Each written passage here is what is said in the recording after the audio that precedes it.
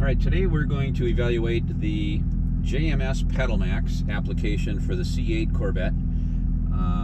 If you're not familiar with the PedalMax product, it is a ingenious and effective tool that changes the mapping of your input of the gas pedal as the computer in the car translates what is being done. So said another way is it responds much more quickly to your input to the throttle position and reschedules what that input means for performance. And the whole idea is to make you feel connected between the throttle and the engine.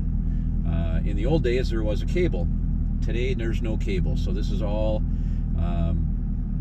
a series of electronic controls communicating to a computer that tells the engine to do things.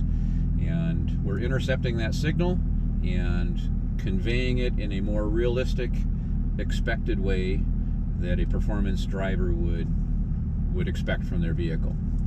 So we've installed it in this car. It is a direct plug and play. You don't cut any wires, you don't remove anything from the car. You disconnect the throttle cable at the gas pedal underneath the dash, plug in the JMS PedalMax, and the JMS harness has the remaining plug that plugs back into the accelerator pedal.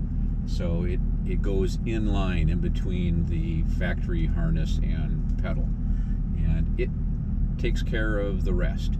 The only other thing that we have then is a little dial that gets packaged, mounted wherever you would like in the vehicle, and it literally is a scaled potentiometer from 0 to 10. 0 would be factory, right? So if you set the dial to 0, it's like you didn't install the PedalMax. And 10 is maximum sensitivity.